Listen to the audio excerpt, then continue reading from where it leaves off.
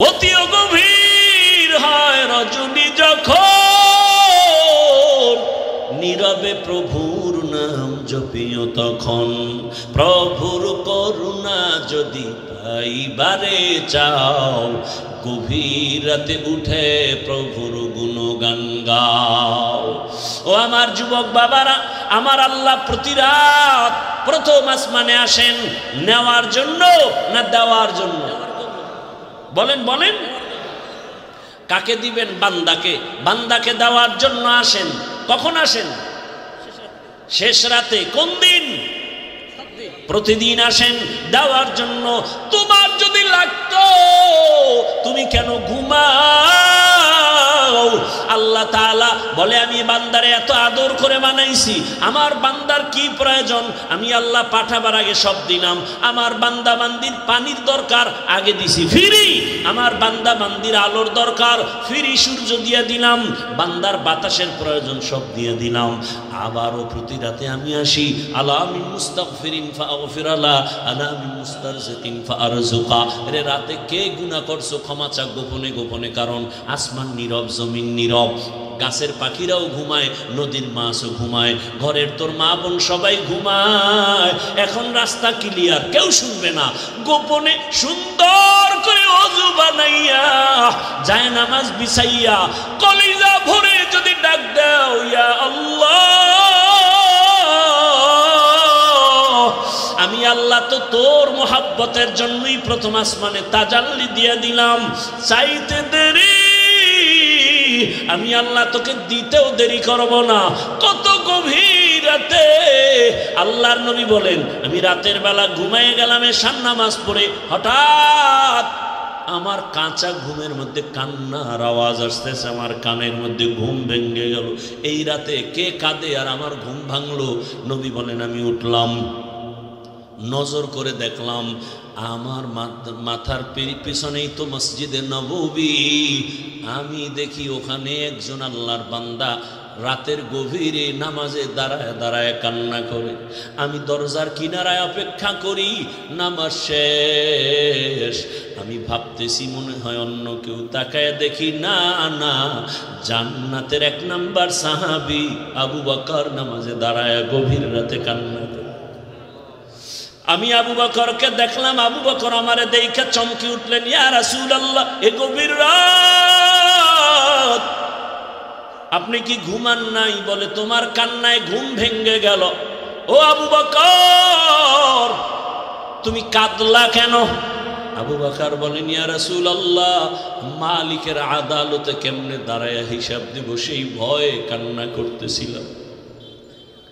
আমার আল্লাহর আদালতে কেমনে দাঁড়াবো? নবী বলেন, কেন? আপনার তো জান্নাতের টিকিট রেডি, দর্শনার প্রথম আপনি। আবু বকর বলেন, ইয়া রাসূলুল্লাহ, আরে আমি আবু বকরের থেকে টিকিটের পাওয়ার তো নবীদেরটার বেশি, কিন্তু আপনিই তো বয়ান করেছেন হাসরের ময়দানটা ভয়ঙ্কর হবে, জমিনটা পুরা জমিন হবে হাসরের মাঠ, সূর্যটা নিচে চলে আসবে, সূর্যের গরম মাটির জমিন তামা হয়ে যাবে, ওদিকে জাহান্নামের চিৎকারের আওয়াজ, জাহান্নাম চিল্লায়ে বলবে, হে মালিক, বেনামাজি গুলো কই? গুনাহগার গুলো আমার পেটের মধ্যে দাও, আমার পেটের মধ্যে ক্ষুধা। নবী, আপনিই তো ভয়ঙ্কর হালাতের কথা বলছেন, জাহান্নামের চিৎকারে হাসরের ময়দানটা থরথর করে কেঁপে উঠবে। এমনকি আমার আল্লাহ রাগ হয়ে আওয়াজ দিবেন, লিমানিল মুলকুল ইয়াউম লিল্লাহিল ওয়াহিদিল কাহ্হার। এত কঠিন আওয়াজ হবে, হাসরের ময়দানটা থরথর করে কাঁপতে থাকবে। ও নবী, আপনিই বয়ান করেছেন এত কঠিন হালাত, নারী আর পুরুষ সব উলঙ্গ দাঁড়াবে হাসরের মাঠে। আম্মা জান আয়েশা বলেন, নবী, মানুষ কি লজ্জা পাবে না? কয়, ওরে আয়েশা, জানো না, এমন ভয়ঙ্কর হালাত হবে, একজনের দিকে আর একজন তাকাবারও হুঁশ হবে না।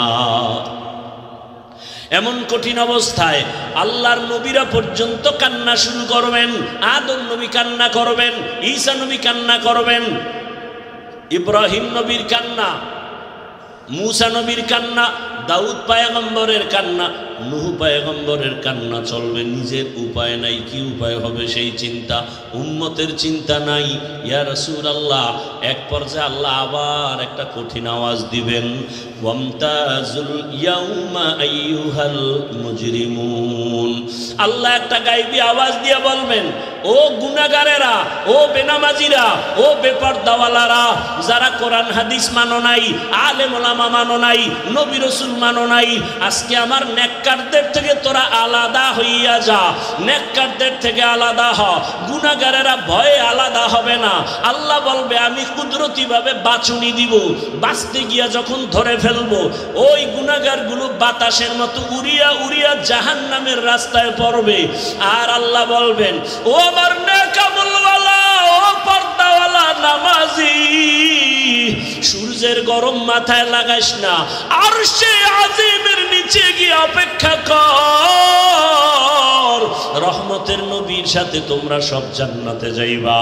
আর যারা গুনাহগার বেনামাজি, এদেরকে জাহান্নামের পথে দাঁড় করাইয়া আল্লাহ বলবে, ও ফেরেশতারা, লাইনে দাঁড় করাও, আর আমি বাম হাতে আমলনামা দিব।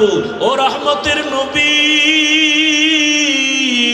আল্লাহ যদি আমি আবু বকরকে ডাইকা বলে, আবু বকর আমার জান্নাত পাইয়া কি নিয়ে আসছো বলো, আমি যদি বলি আল্লাহ তোমার জান্নাতের মোহাব্বতে তোমাকে পাওয়ার জন্য নামাজ রোজা তেলাওয়াত জিকির নিয়ে আসছি, আল্লাহ যদি বলে আবু বকর আমি যেইভাবে নামাজ চাইছি ওইভাবে হক আদায় করে নামাজ আদায় করো নাই, আমি যেইভাবে রোজা চাইছি ওইভাবে হক আদায় করে তুমি রোজা আদায় করো নাই, তোমার আমল আমার কাছে পছন্দ হয় নাই, সাথে সাথে আমার উপরে জাহান্নামের অর্ডার জারি হয়ে যাবে। ওই সময় আমি আবু বকরের কি উপায় হবে? চোখের পানি ছেড়ে কান্না করি, ও পয়গম্বর দোয়া করবেন আল্লাহর আদালতে যেন নাজাতের রাস্তা খুলিয়া যায়। ও আমার যুবক বাবারা, বৃদ্ধ বাবাজিরা, পর্দার আড়ালের মা বোনেরা, আমি যে এত কষ্ট করে আপনাদের যত বয়ান শুনাইছি, আমি একবারও কিন্তু বলি নাই মাদ্রাসায় আসো, স্কুল ছেড়ে দাও, কলেজ ছেড়ে দাও, না, বরং তুমি কলেজে পড়ো, স্কুলে পড়ো, দাবি নাই। তুমি ডাক্তার হও, ইঞ্জিনিয়ার হও, প্রফেসর হও, এসপি হও, এমপি মন্ত্রী যাই হও না কেন, অনুরোধ করি বাবা, তোমার মতো কত যুবক স্কুল কলেজে পড়িয়াও নামাজ ছাড়ে না, দাড়ি কাটে না। নিজের বিবেকটাকে জিজ্ঞাসা করো, তোমার কপাল কেন খারাপ, তুমি পারো না কেন? তোমার মতো কত যুবক রাস্তায় গাড়ি চালায়, 5 বেলার নামাজ পড়ে নাই, বলো তুমি কেন পারবা না? তোমার মতো যুবক র্যাব, আর্মি, পুলিশ, বিডিআরের চাকরি করে নামাজ পড়ে, তুমি কেন পারো না? তোমার মতো যুবক তাকায় দেখো, নদীর মধ্যে মাছ ধরে নামাজ পড়ে, কৃষি কাজ করে নামাজ পড়ে। নিজেকে জিজ্ঞাসা করো, তোমার কপালে কার বরদোয়া লাগছে? মা বাবার, নাকি শিক্ষকের, নাকি ওলামায়ে কেরামের? না হয় তোমার মতো যুবক যদি দুনিয়ার সব লাইনে চাকরি করে, ব্যবসা করে, নামাজ পড়ে, তুমি পারো না কেন? ও পর্দার আড়ালের আম্মা জানেরা, আপনার মতো কত মা এই এলাকায় এখনো খুঁজলে পাওয়া যায়, বেপর্দায় চলে না, নামাজ ছাড়ে না, মোবাইলে সময় নষ্ট করে না। ও আম্মা জানেরা, বোনেরা, মনটা কি চায় না একজন আদর্শমান ডাক্তারের মা হয়ে যাবেন? আপনার সন্তানের ব্যবহারে শিক্ষকরাও দোয়া করবে, আপনার সন্তানের আচরণে আলেম ওলামাও দোয়া করবে, আপনার সন্তান ডাক্তারি করবে, নামাজ পড়বে, কোরআন তেলাওয়াত করে আপনাদের জন্য দোয়া করবে। এরে আম্মা জান, যদি এমন চান আপনাকে আদর্শবান হতে হবে, আর জমিনে রহমতের নবীর আদর্শ থেকে সুন্দর আদর্শ আর নাই। ও আল্লাহর বান্দারা, ও আমার যুবক বাবারা, মা বোনেরা, বৃদ্ধ বাবাজিরা, তওবার দরজা খোলা, আল্লাহর কাছে তওবা করেন, সাহায্য চান, নামাজের মাধ্যমে, ধৈর্যের মাধ্যমে আল্লাহকে মনে মনে ডাক দেন। ও যুবক বাবা, জীবনে তো দাড়ি কম কাটো নাই, বেপরদায় কম চলো নাই, এখনো কি তোমার মনের শখ মিটে নাই রে বাবা? কয়দিন আর হায়াত পাইবা জানা নাই, আর কবে গুনাহ থেকে তওবা করবা জানা নাই। অন্তর যদি ভালো হয়, যদি তওবার নিয়ত থাকে, মনে মনে আমার আল্লাহকে ডাকো আর বলো, হে আল্লাহ, জীবনে কত হাতের দ্বারা গুনাহ করলাম, জবানের দ্বারা গুনাহ করেছি, চোখের দ্বারা গুনাহ করেছি। ও আল্লাহ, আমার মতো যুবক জেনারেল লাইনে থাকিয়া যদি নামাজ পড়ে, আমি কেন পারবো না? আল্লাহ তুমি বুঝি বেজার হয়ে গেছো, আজকে থেকে তওবা করতেছি, মরিয়া গেল আর নামাজ ছাড়বো না, দাড়ি কাটবো না, বেপরদায় চলবো না, মা বাবার দোয়া নিয়া, শিক্ষকের দোয়া নিয়া, উলামায়ে কেরামের পরামর্শ নিয়া, রসুলের আদর্শ মেনে চলবো। আর আলেমদের মহাব্বত অন্তরে নেও, কারণ এই উলামায়ে কেরাম তোমার জন্য চোখের পানি ছেড়ে আল্লাহর কাছে দোয়া করে, গোটা উম্মতের হেদায়াতের জন্য দোয়া করে। আরে এত কষ্ট করে লেখাপড়া করে এই মাদ্রাসার সন্তানগুলো, খোঁজ নিয়ে দেখবা রাতের বেলা ঘুমায় না, ভোর রাতে উঠিয়া মাওলার কোরআন তেলাওয়াত করে, নামাজ পড়ে, দোয়া করে। এলাকায় শান্তি দাও, অসুস্থ রোগীদের সুস্থ বানাও। ওই উলামায়ে কেরামের দোয়া নিয়ে চলিও রে যুবক। আর উলামায়ে কেরাম যেখানে তৈরি হয় ওদিকে তোমার অন্তরটা নরম রাখিয়া পারলে সহযোগিতা করিও।